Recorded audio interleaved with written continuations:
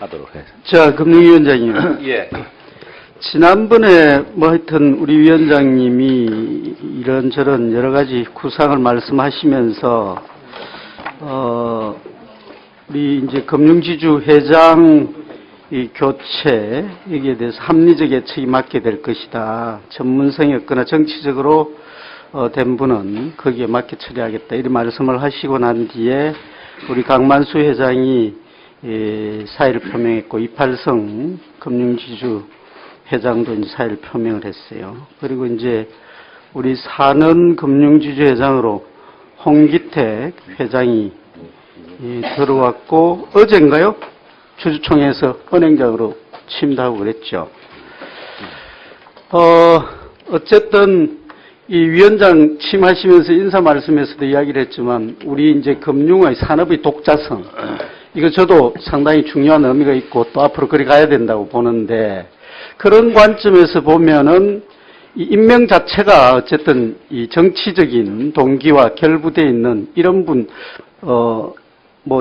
물러나는 건 이해는 할 수 있어요. 이해는 할 수 있는데 이걸 이제 선순환 구조로 만들어 준다는 게 굉장히 중요한 의미가 있는 거거든요. 또 그런 이유로 임명이 되고 이러면 다음에 또 바꿀 것이고 이래 되면은 산업의 독자성뿐만 아니라 외부에서 볼 때 저 나라는 이제 제법 잘 사는 나라를 그러는데 어때 정권만 바뀌면 금융지주 회장 다 바꾼다. 이래 되면 대외적인 신인도 문제도 있고 그럴 것 같은데 어떻습니까? 이 부분에 대해서. 글쎄, 의원님, 제가 판단하기엔 그때 청문회 과정에서 말씀드렸습니다만, 그 국정 철학과 전문성 두 가지 기준을 가지고 판단을 하겠다는 말씀을 드렸고요. 지금까지 이루어졌던 인사도 저는 그 부분에서 크게 벗어나진 않았다고 생각을 합니다. 이번에 우리 사는 금융지주 회장님 취임할 때 우리 위원장님 견해가 좀 반영이 된 건가요?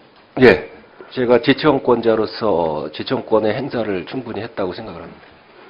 근데 이제 저뿐만 아니라 우려하는 많은 분들 이야기가 이 정책 금융의 역할 또 금융 현장에 경험이 좀 적은 분이 돼가지고 소위 우리 새 정부가 지향하는 금융산업의 독자성, 전문성 이런 거하고는 조금 거리가 있지 않나 이런 지적들이 있는데.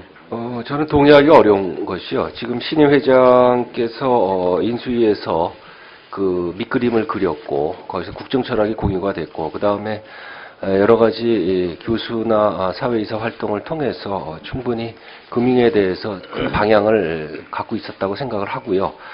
그 산업은행의 지금 인적 구성으로 봤을 때 그 굉장히 훌륭하신 굉장히 경험이 많으신 분이 많기 때문에 회장이 큰 방향을 설정을 하고 그리고 직원들이 합쳐서 임직원이 합쳐서 가면은 저는 충분히 잘 지금 우리가 바라는 방향으로 잘 갈 거라고 생각을 합니다. 기왕지사 임명된 분을 놓고 제가 자꾸 토를 달지는 않겠는데 앞으로도 이제 우리 금융지주 회장님들이 계속 교체가 될 거 아닙니까? 새로운 신임 회장을 모시는데 거듭 제가 말씀을 드리지만 차제의 선순환 구조를 만들어야 돼요. 그 책임은 금융위원장님한테 있는 겁니다. 네, 유념하고 있습니다. 예. 우리 신임 사는 금융지주 회장님 좀 불편하시지만은 발언대로 한번 좀 나와 보시죠.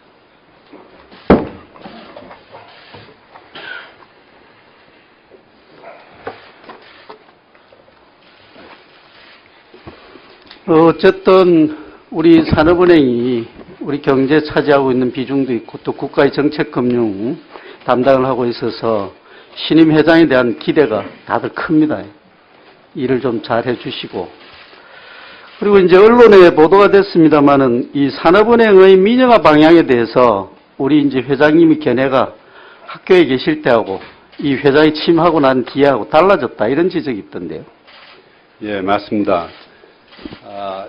2008년도 금융위기가 나기 직전인 2008년 제 생각엔 정확한 기억이 안 납니다. 한 6월쯤 됐 거라고 생각됩니다. 그때 신문 기고를 통해 가지고 이 산원이 왜 민영화가 돼야 되는가 하는 것에 대한 기고를 제가 한 적이 있습니다. 그런데 이제 그 이후에 2008년 리만 브라더스 사건이 터지고 세계 금융위기가 오고 그 이후에 제가 좀 신경의 변화가 있었습니다. 그 당시에 금융위기 이전에 금융 상황하고 금융위기 이후의 이 금융산업 상황은 완전히 달라졌기 때문에 그러한 그 변화된 금융 환경 하에서도 산업 민영화를 추진했을 때 이것이 과연 성공할 수 있을까 하는 회의가 들었고, 그리고 또 이렇게 회의가 든 가장 큰 원인은 그 세계 금융위기와 함께 이제 경제 위기가 찾아오면서 기업들이 상당히 이제 부실화되는 기업들도 많이 생기고, 그래서 이런 거를 갖다가 받쳐줄 기관이 아직도 필요하다, 그런 금융기관이, 이런 생각이 들었습니다. 그것이 가장 큰 이유가 되겠습니다. 그러니까 보도된 바에 의하면 정책 금융기관으로서 산업의 필요성을 더 강하게 느끼게 됐다. 예, 이런 맞습니다. 거죠. 예. 자, 좋습니다. 근데 이제 산업 민영화를 위해서 법 개정이 2009년 5월에 있었는데 그 시점하고 심경의 변화하고 뭐 이런 연관성 제가 묻지는 않겠습니다. 그 부칙 제4조에 따르면 산업지주의 지분이 2014년 5월 21일 이내에 매각되어야 된다라고 명시되어 있는 거 아시죠? 예, 알고 있습니다. 그럼 이게 법이 바뀌어야 되는 거 아니에요? 예, 맞습니다. 그 어떤 노력을 할 생각입니까? 지금 그 정책 금융기관 전체에 대한 그 개편 문제는 금융위에서 TF가 구성돼서 논의 중인 것으로 알고 있습니다. 그래서 그 논의 과정에서 자연스럽게 이 법 개정 문제가 나올 것으로 예상이 되고, 저희 사안에서는 그러한 그 법 개정에 필요한 정보라든지 현장에서 일어나는 그런 여러 가지 문제를 갖다가 준비를 하고 TF의 경우에 따라서는 전달할 예정되어 1분만 있습니다. 더 쓰겠습니다. 네. 지난번에 분리됐던 정책금융공사인가요? 하고 통합이라든지 그 방향성 설정은 어떻게 하실 거예요? 그 문제 역시 TF에서 지금 여러 과정을 통해 가지고 자꾸 TF에 미루지 말고 한번 말씀해 보시라니까. 저 개인적으로는 뭐 인수위 때 검토한 바는 있습니다만은 네. 지금 현재 제가 사는 그 현장으로서 공개적으로 얘기하는 것은 좀 무리가 있다고 생각됩니다. 죄송합니다. 예. 어쨌든 이런 것 저런 것 제가 좀 더 까다롭게 묻고 싶은 심정을 억제를 하고 요 정도로 하겠습니다. 예, 감사합니다. 열심히 하십시오. 예, 감사합니다. 들어가세요. 예, 마치겠습니다. 네, 수고하셨습니다. 다음은 김기준 위원님 질의해 주시기 바랍니다.